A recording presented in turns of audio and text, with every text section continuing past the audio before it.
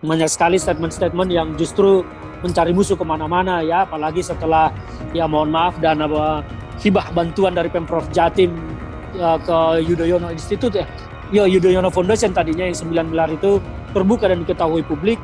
Banyak serangan-serangan yang harusnya tidak perlu, kawan-kawan bahkan menyerang sampai ke makam Gus Dur, sampai ke Soekarno, sampai ke Museum Kepresidenan, bahkan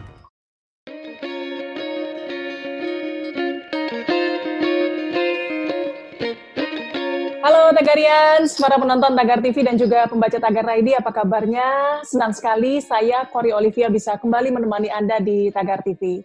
Hari ini kita mau bahas tentang mantan Ketua DPR RI periode 2009 sampai 2014, Marzuki Ali, bersama 6 anggota Partai Demokrat yang dipecat dengan tidak hormat dari Dewan Pimpinan Pusat Partai Demokrat pada Jumat 26 Februari 2021. 6 anggota yang dimaksud Darmizal, Yus Sudarso, Tri Yulianto, Joni Alan Marbun, Syowatilah Mozib, dan Ahmad Yahya.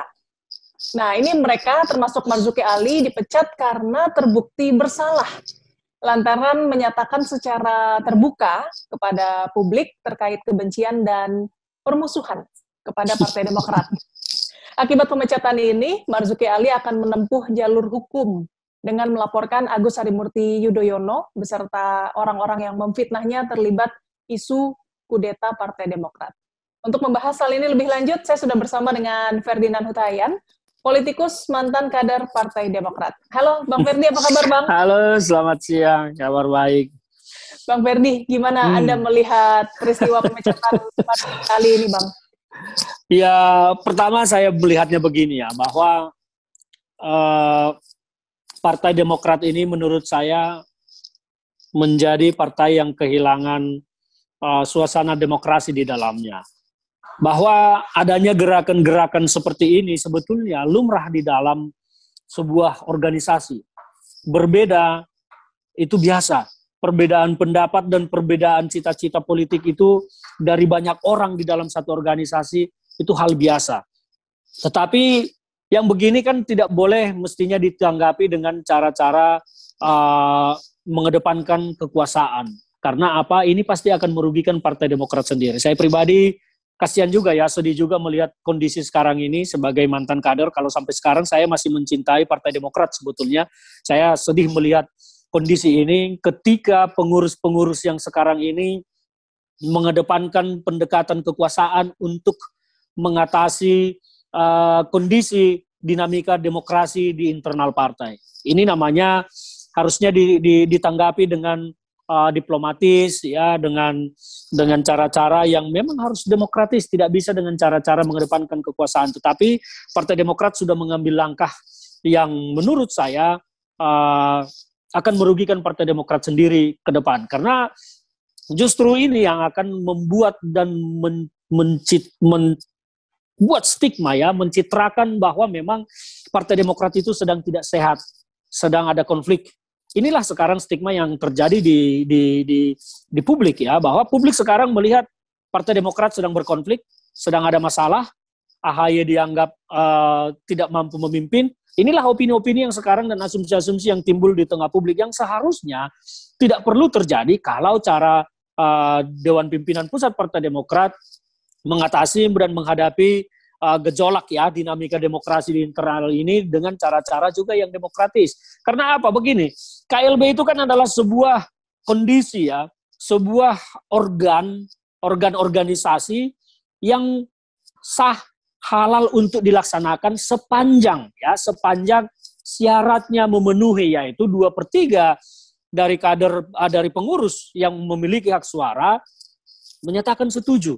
Tetapi jika syarat itu tidak terpenuhi, artinya KLB tidak akan terjadi. Nah, jadi kenapa saya harus menanggapinya terlalu berlebihan? Kalau saya ini kokoh, solid di bawah, saya tidak akan menanggapinya dengan cara berlebihan seperti ini. Menurut saya, Dewan Pimpinan Pusat menanggapi gerakan ini berlebihan, sehingga gerakan yang tadinya hanya gerakan kecil di internal, yang tidak diketahui oleh publik, yang tidak diketahui bahkan oleh banyak kader, sekarang kan menjadi konsumsi publik dan menjadi perbincangan publik. Akhirnya stigma muncul, Demokrat sedang berkonflik dan bermasalah. Nah, akhirnya apa? ini menjadi energi baru buat para pelaku-pelaku motor-motor penggerak KLB ini. Karena mereka ini dari dulu sudah ada, zaman saya masih di DPP di sana, masih di zaman periodenya Pak SBY sebagai ketua umum, ketika itu saya kepala divisi hukum, kelompok ini sudah ada. Hengki Luntungan, segala macam itu sudah ada untuk menggerakkan KLB. Tetapi bagi saya selalu sampaikan, silakan mereka bekerja kalau mereka mampu. Karena saya meyakini bahwa kala itu kader ini semua solid kepada Pak SBY dan tidak akan ada yang mau. Kalaupun ada 10-20 itu kecil dibanding dengan suara yang harusnya 500 lebih, hampir 600 suara sah. Kalau hanya 10-20 yang mau mengajukan KLB, ya tidak perlu ditanggapi secara serius. Biarkan saja, itu adalah sebuah dinamika. Nanti juga mereka akan lemah sendiri dan diam sendiri. Itu menurut saya. Nah, tapi sekarang ini kan sudah terlanjur besar, ditanggapi dengan mengedepankan kekuasaan, akhirnya apa? Dan melakukan juga pemecatan-pemecatan. Seperti Pak Marzuki Ali, beliau ini kan tokoh besar di Partai Demokrat sejak lama, bahkan pernah menjabat ketua DPR RI. Meskipun ini kan saling klaim bahwa kata sebelah Marzuki Ali jadi ketua DPR kan karena SBY. Marzuki Ali juga mengklaim, oh saya kan bekerja. Jadi ini kan saling klaim semua antara pihak-pihak merasa paling berjasa untuk diri yang lain. Ini kan sekarang menjadi polemiknya. Pendiri juga merasa paling berjasa kepada Partai Demokrat dan kepada SBY, kalau bukan karena mereka, SBY tidak akan jadi presiden. SBY juga merasa, dan kelompok SBY ini juga merasa bahwa mereka paling berjasa terhadap orang-orang ini, dan harusnya mereka ini berterima kasih kepada Pak SBY. Inilah yang terjadi sekarang. Saya prihatin, cukup sedih melihat polemik ini. Harusnya, seperti yang saya sampaikan tadi, ini bisa diselesaikan dengan cara-cara diplomatis dan demokratis. Tetapi sudah terlanjur membesar sekarang, ya kalau saya melihatnya, justru ya, kalau saya melihat, pendapat pribadi saya melihat, gerakan ini sebentar lagi akan membesar dan menjadi sebuah peristiwa politik di Partai Demokrat, di mana KLB ini menurut saya justru akan terlaksana. Karena apa? Ada semangat yang muncul dari mereka yang diberhentikan, dan kader-kader yang lain yang selama ini yang merasa mungkin dirugikan atau tidak menerima kondisi-kondisi di internal Partai Demokrat, justru akan bangkit bersama-sama dengan orang-orang yang diberhentikan ini. Jadi mengedepankan pendekatan kekuasaan seperti ini bukan jalan baik menurut saya. Tetapi justru itu jalan yang akan merugikan Partai Demokrat ke depan, dan ini akan menjadi suntikan energi bagi kelompok Marzuki Ali, Hengki Luntungan, Maxo Pakua, segala macam untuk lebih bekerja giat mengajak kader-kader yang lain. Jangan dianggap mereka ini tidak punya kaki ke bawah. Beliau-beliau ini kan adalah tokoh-tokoh senior Partai Demokrat. Jauh sebelum saya ada di Partai Demokrat, mereka ini sudah menjadi tokoh yang dihormati di Partai Demokrat. Jadi tentu mereka punya jalur-jalur komunikasi lah untuk ke bawah. Nah, ini yang harus menurut saya ya lebih bagus diajaklah, diundang bicara, diskusi apa yang harus dibenahi dari partai ini. Karena memang banyak yang harus dibenahi. Dan ini kan menjadi titik nol keberangkatan mereka ini menyatakan KLB kan karena merasa ada yang harus dibenahi dari partai ini, tetapi tidak dilakukan. Nah, ini akhirnya membuat mereka, ya kalau saya jadi seseorang di sana, saya akan mengusulkan kepada Dewan Pimpinan Pusat Partai Demokrat, diundang saja ini para motor KLB ini, didengar pendapat mereka, dievaluasi apakah memang yang mereka sampaikan itu layak untuk ditindaklanjuti atau tidak. Kalau tidak layak, sampaikan mohon maaf bahwa hal ini kita tidak bisa menerima dan tidak untuk ditindaklanjuti atau segala macam lah. Tetapi intinya adalah menyelesaikan masalah seperti ini harus dengan cara diplomatis dan demokratis. Karena banyak yang dulu seperti ini partai-partai lain menanggapinya juga dengan cara-cara pendekatan kekuasaan, akhirnya berbalik semua, yang tadinya berkuasa tumbang digantikan oleh orang-orang yang baru yang ternyata lebih didukung oleh grassroots, yang kemudian KLB-nya jadi, ketua umumnya berganti, pengurus lama berganti. Ini yang justru mungkin akan terjadi juga di Partai Demokrat beberapa waktu ke depan. Ya, atas pemecatan ini Marzuki Ali ada bilang bahwa dirinya difitnah di tengah kemelut internal Partai Demokrat. Ini bagaimana menurut Bang Ferdi? Apakah memang dia difitnah atau memang dia adalah kader bermasalah, Bang? Marzuki Ali ini kan sudah sejak lama sebetulnya tidak aktif lagi di Partai Demokrat, meskipun tidak pernah mundur atau menyatakan berhenti dari Partai Demokrat. Tapi beliau-beliau itu yang setahu saya, Maxo Pakua, Hengki Luntungan, Subur Sembiring, segala macam, Ahmad Yahya, Sofwatila, ini kan masih tercatat sebagai kader Partai Demokrat, tidak pernah mundur.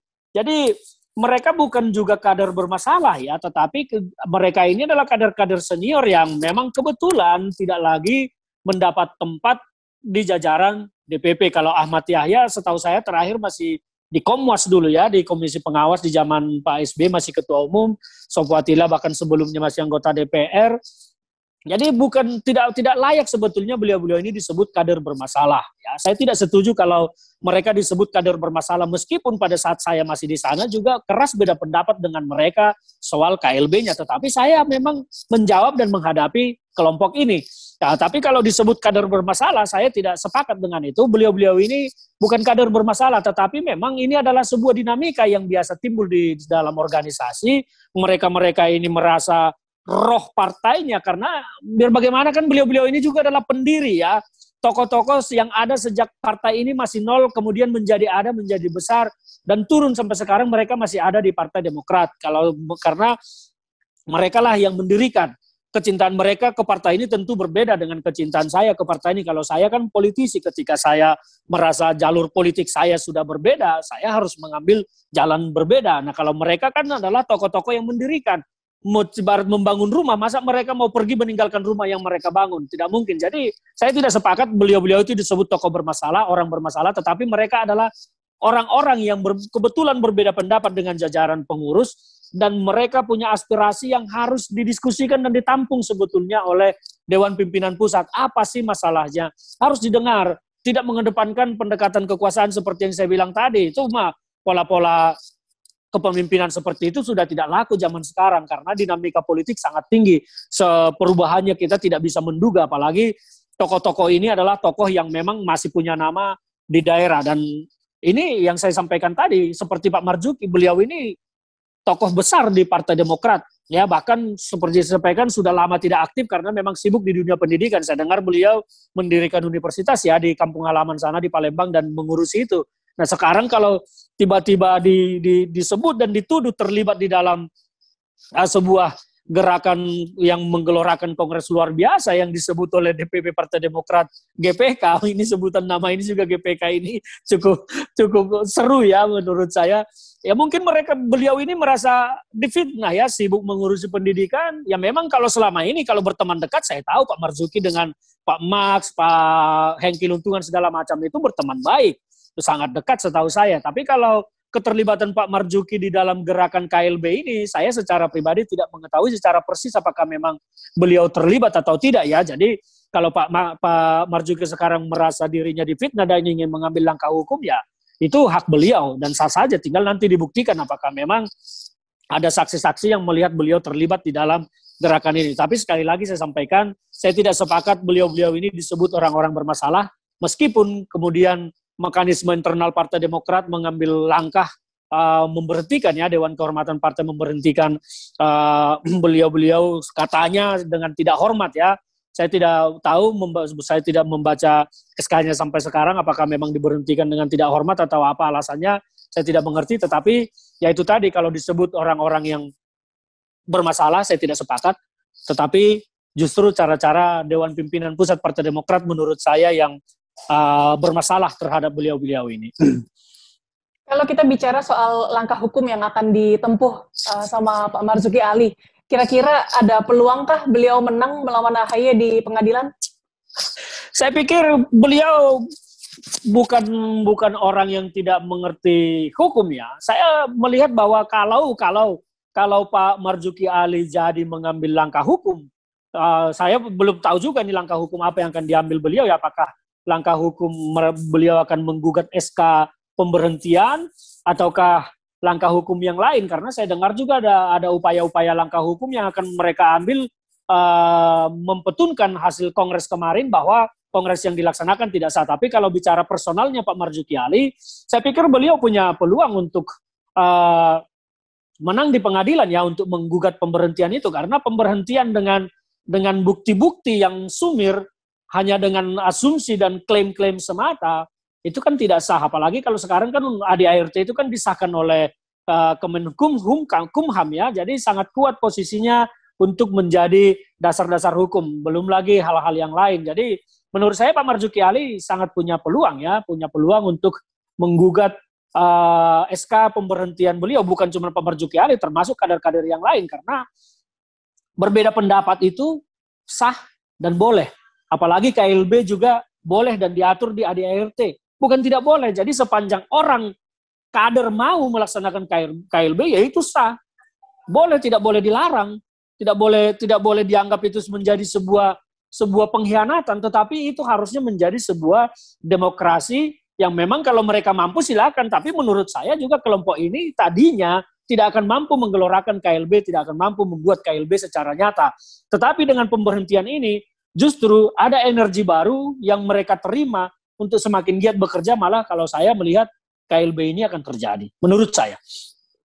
Ya, Bang, saya juga tertarik nih dengan pidatonya SBY yang bilang turun gunung dan not for sale. Ini sebenarnya gimana sih, Bang? Apa memang ada yang mau membeli Partai Demokrat, Bang? Ya, sekarang ini kan kita lihat isunya kan beredar banyak bahwa ini bicara isu ya, bahwa Partai Demokrat kan menuduh Pak Muldoko yang menjadi bohir lah, ya kita sebut tanda kutip ya, bahkan tapi Pak Muldoko juga kan sudah membantah. Saya sibuk membantu presiden, tidak ada waktu untuk begitu-begitu. Nah, kalaupun saya pernah ketemu dengan orang-orang Demokrat, ya biasa. Ya, jadi menurut saya apa yang disampaikan Pak SBY itu adalah sebuah penegasan memukul gong perang sebetulnya dengan pihak-pihak yang ingin melakukan upaya-upaya KLB tadi, ya. Jadi Pak SBY menyatakan turun gunung, ya kita lihat saja ke depan. Kalau saya sih melihat tidak ada orang yang membeli partai ini, ya. Kalaupun Pak Muldoko ada di bersama-sama dengan kelompok yang ingin melaksanakan KLB ini, ya tidak juga patut disebut ada yang membeli, karena ini kan partai politik adalah suara grassroots, suara kader, tidak bicara uang. Nah, kalaupun ada uang yang bergerak ketika nanti menjadi ramai pada saat terjadi KLB, ya kita tidak tahu. Tetapi statement itu menurut saya hanya sebuah penegasan sikap bahwa dari Pak SBY ini adalah partai yang kami pegang, kami pengurus yang sah, tidak boleh diganggu-gugat, tidak boleh diganggu siapapun, dan jangan coba macam-macam. Saya yang akan berhadapan dengan Anda, kan kira-kira seperti itu penegasan sikap Pak SBY, dan itu saya hormati sebetulnya sikap itu ya, tetapi justru ini yang semakin menambah riuh, semakin besar gerakan ini bahwa ini menjadi level permainan di atas, bukan lagi permainan di bawah. Dan kalau sudah elit-elit gajah-gajah politik yang bermain, ya kita lihat, karena gajah-gajah politik ini ketika bermain kan tidak selalu bisa kita lihat dan tampak terbuka. Banyak hal-hal yang bisa dilakukan di balik yang kita tidak lihat. Nah, ini yang justru membuat semakin seru. Makanya saya bilang tadi bahwa dengan kondisi seperti sekarang ini, memang KLB ini menurut saya sangat mungkin akan terjadi, dan Pak SBY sudah mengetahuinya sehingga beliau harus turun gunung untuk mengawal dan menjaga partai ini jangan sampai terjadi KLB. Itu aja yang saya lihat dari pernyataan Pak SBY. Kira-kira menurut Bang Ferdi bagaimana masa depan Demokrat di pemilu 2024? Partai Demokrat kalau cara berpolitiknya masih belum bisa tegas di mana, menurut saya partai ini akan turun lagi suaranya di 2024 nanti ya, akan turun dari sekarang 7,7, mungkin akan turun menjadi di 4, sekian, dan bahkan ancaman terbesarnya kan tidak lolos di parlemen. Tetapi saya masih agak optimis partainya akan lolos, meskipun lolosnya akan sangat tipis ya. Ini pengamatan saya, karena apa? Cara berpolitik partai ini tertinggal dan terlambat. Ya, kalau kita melihat data-data juga bahwa Pak Jokowi sekarang masih sangat super kuat, sehingga siapapun calon yang di-endorse oleh Pak Jokowi pada 2024 nanti masih sangat punya peluang untuk menang. Artinya ini juga terkait dengan partainya. Sementara Partai Demokrat sangat mungkin tidak ada di dalam kelompok ini. Kenapa? Karena menjadi common enemy daripada partai-partai koalisi pemerintah. Dan sementara kalau untuk bersatu dengan oposisi seperti PKS segala macam, keoposisian Partai Demokrat ini tidak kental. Meskipun orang bisa menyebut bahwa Partai Demokrat mengambil alih posisi Partai Gerindra sebagai oposisi yang ditinggalkan oleh Partai Gerindra yang kemudian bergabung. Tetapi keoposisian Partai Demokrat itu belum kental dan belum nyata di mata publik. Akhirnya apa? Oposisi masih identik dengan PKS, dan orang-orang yang tidak suka dengan pemerintah, kiblatnya masih kepada PKS, sehingga partai ini agak sulit mendapat tempat, apakah di oposisi ataukah di pemerintahan, dan dia berdiri di tengah-tengah, itu yang membuat dia sulit untuk mendapatkan suara yang signifikan lagi. Maka saya bilang bahwa 2024 prediksi saya partai ini akan kembali turun persentasenya dari 7,7%, dan ancaman terbesarnya justru adalah tidak lolos ke parlemen threshold ya, tetapi ya itu tadi masih kalau saya melihat masih akan lolos meskipun akan sangat tipis, kira-kira seperti itu. Baik, pertanyaan terakhir Bang Ferdi, mungkin masukan untuk pengurus Partai Demokrat dalam menyelesaikan kemelut sekarang ini dan juga demi kemajuan Partai Demokrat di masa mendatang? Kalau saya masih ada di sana tadinya, ini akan saran yang akan saya sampaikan bahwa kelompok KLB ini tidak usah kita tanggapi berlebihan, biarkan saja. Tidak usah kita angkat dia. Nah sekarang kan terlanjur ditanggapi berlebihan dan menjadi besar. Itu yang pertama. Yang kedua yang mau saya sampaikan kepada kawan-kawan itu memberikan statement, ya kita ini sama-sama agak giat di media sosial. Banyak kader-kader Partai Demokrat yang giat di media sosial, ya aktif di media sosial. Sebaiknya jangan menyerang ke sana sini, jangan menambah musuh, karena berpolitik itu harusnya mencari teman dan menambah teman.